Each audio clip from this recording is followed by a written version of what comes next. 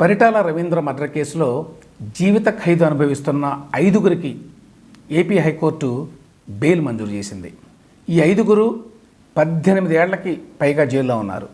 Bail పొందిన వాళ్ళల్లో దోషులు అయినటువంటి A3 P Narayana Reddy, A4 Rekhamayya, A5 B Ranganayakulu, A6 Vadde Konda, A8 Obireddy ఉన్నారు.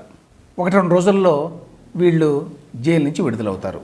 18 ఏళ్ల నుంచి జైల్లో ఉన్నారు కాబట్టి క్షమాభిక్ష కోరుతూ అధికారులకి దరఖాస్తు చేసుకోవచ్చు అని కూడా హైకోర్టు చెప్పింది.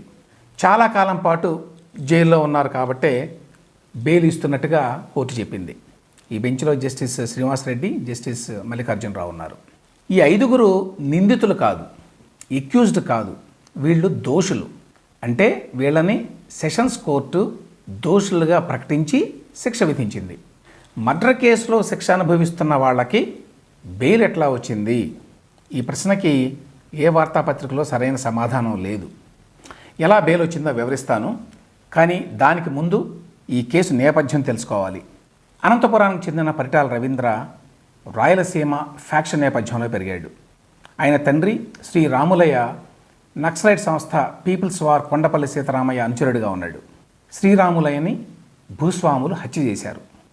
ఆ తర్వాత పరిటాల రవి నక్సల్స్తో సంబంధాలు ఏర్పరచుకొని తన తండ్రిని చంపిన వాళ్ళని మట్టుబెట్టాడు.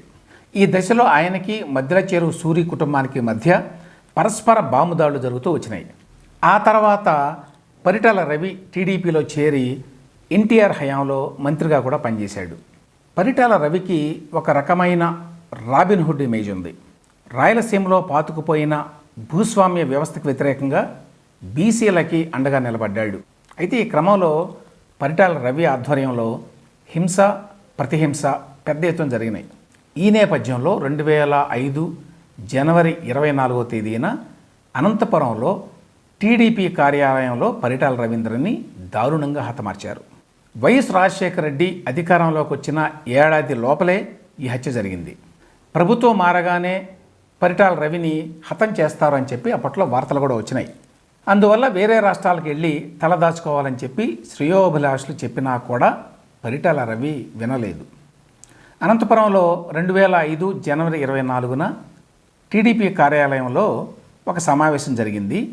ఆ సమావేశానికి పరిటాల రవి వద్దన్నా కూడా హాజరయ్యాడు. ఆ సందర్భంలో ఆయన మీద దాడి జరిగింది. రవీంద్ర మీద ముద్దు సీను, రేఖమయ్య, నారాయణ రెడ్డి అనేవాళ్ళు కాల్పులు జరిపారు. తలకి తగిలిన బుల్లెట్ తోటి పరిటాల రవీంద్ర అక్కడికక్కడే మరణించారు. ఓబిరెడ్డి, రంగనాయకులు, వడ్డే కొండ తదితరులంతా పార్టీ ఆఫీస్ బయట బాంబులేశారు. బాంబులేసి అక్కడ ఉన్న వాళ్ళందరినీ కూడా భయభ్రాంతులను చేశారు. ఆ గందరగోళంలో తప్పించుకు పారిపోయారు. కాల్పుల్లో రవీంద్ర గన్మెన్తో పాటు ధర్మవరానికి చెందిన ఆయన అనుచరుడు కూడా చనిపోయారు. అంటే మొత్తం 3 చనిపోయారు. అనంతపురం సెషన్స్ కోర్టు ఈ కేసును విచారించింది. రవీంద్ర హత్య కేసులో 16 మందిని అప్పట్లో నిందితులుగా చేర్చారు. అందులో 4గురిని కోర్టు నిర్దోషులుగా ప్రకటించింది. అప్పుడే మిగిలిన 12 మందిలో ఒకరు రామ్మోహన్ రెడ్డి, ఆయన అప్రూవర్గా మారాడు. ఇక A1గా ఉన్నది ముద్దు సీను ఎలియాస్ జోలకంటి శ్రీనివాసరెడ్డి, A2గా ఉన్నది మధ్యల చెరువు సూరి ఎలియాస్ మధ్యల చెరువు సూర్యనారాయణ రెడ్డి. వీళ్ళతో పాటు మరో ముద్దాయి తగరకుంట కొండారెడ్డి. వీళ్ళు 3 కూడా విచారణ సమయంలోనే హత్యకు గురయ్యారు. ఎట్లా హత్యకు గురయ్యారు? A1గా ఉన్న ముద్దు సీనుని 2008లో అనంతపురం జైల్లో ఉండగా మల్లెల ఓంప్రకాష్ అనేటువంటి తోటి ఖైదీ సిమెంట్ డంబెల్తో కొట్టి చంపేశాడు. ఇక A2 మధ్యల చెరువు సూరి బెయిల్ మీద బయటకు వచ్చినప్పుడు, అతను హైదరాబాదులో ఉన్నప్పుడు అతని అనుచరుడు భాను కిరణ్ అనే అతను 2011లో ఇద్దరూ ఒకే కారులో ప్రయాణిస్తుండగా వెనక సీట్లో కూర్చొని తుపాకీతో కాల్చి చంపాడు. పరిటాల రవి హత్య వెనక కుట్రలో రాజకీయ నాయకుల పాత్ర ఎప్పటికీ బయటికి రాకుండా ఉండటానికి వీళ్ళిద్దరినీ మట్టుబెట్టారని చెప్పి అప్పట్లో చాలా కథనాలు వచ్చినాయి. ప్రతిపక్షంగా ఉన్న టీడీపీ కూడా అప్పట్లో ఈ ఆరోపణలు చేసింది. ఆనాడు వైఎస్ఆర్ కొడుకు జగన్మోహన్ రెడ్డి, జేసీ దివాకర్ రెడ్డిల పేర్లు కూడా వచ్చినాయి ఈ హత్యతో సంబంధం ఉన్నది అని. ఈ ఆరోపణలను అప్పటి ముఖ్యమంత్రి వైఎస్ రాజశేఖర రెడ్డి ఖండించాడు.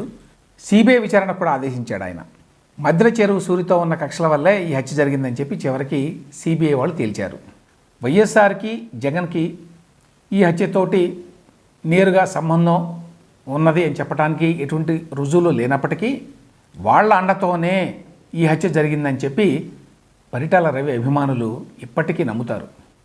ఆ తర్వాత ఈ హత్య కేసులో మిగిలిన నిందితులకి 2011లో అనంతపురం కోర్టు జీవిత ఖైదు విధించింది, లైఫ్ ఇంప్రిజన్మెంట్. అప్పటికే వీళ్ళు 5 ఏళ్లుగా జ్యుడిషియల్ కస్టడీలో ఉన్నారు. ఇక అసలు విషయం, దోషులుగా సెషన్స్ కోర్టు నిర్ధారించిన వాళ్ళకి హైకోర్టు ఎట్లా బెయిల్ ఇచ్చింది? ఎలా ఇచ్చిందంటే, జీవిత ఖైదు శిక్ష పడిన వాళ్ళు అప్పట్లో హైకోర్టులో అప్పీల్ చేసుకున్నారు. హైకోర్టులో విచారణ జరిగి నిర్ణయం వెలువడే లోపల తమ శిక్ష అమలుని నిలిపేయాలని, ఇందుకోసం బెయిల్ మంజూరు చేయాలని చెప్పి ఈ అప్పీళ్లలో అనుబంధ పిటిషన్లు కూడా దాఖలు చేశారు వాళ్ళు. ఇప్పుడు ఏపీ హైకోర్టు ఈ అనుబంధ పిటిషన్లను పరిగణలోకి తీసుకొని శిక్ష అమలుని నిలుపుదల చేసింది, పిటిషనర్లకి బెయిల్ ఇచ్చింది. జీవిత ఖైదు అంటే మన దేశంలో కనీసం 14 సంవత్సరాల పాటు నిర్బంధంలో ఉండాలి. ఆ తర్వాత ప్రభుత్వాలు కావాలంటే అటువంటి వాళ్ళని జైలు నుంచి విడుదల చేయొచ్చు. దాన్ని రెమిషన్ అంటారు. అయితే ఇప్పుడు ఈ 5గురు ప్రభుత్వ నిర్ణయం వల్ల విడుదల కాల, హైకోర్టు ఇచ్చినటువంటి బెయిల్ మేరకి విడుదలవుతున్నారు. ఏదేమైనా కూడా ఈ 5గురు పరిటాల రవీంద్ర హత్య కేసులో పాత్రధారులే కానీ సూత్రధారులు కాదు.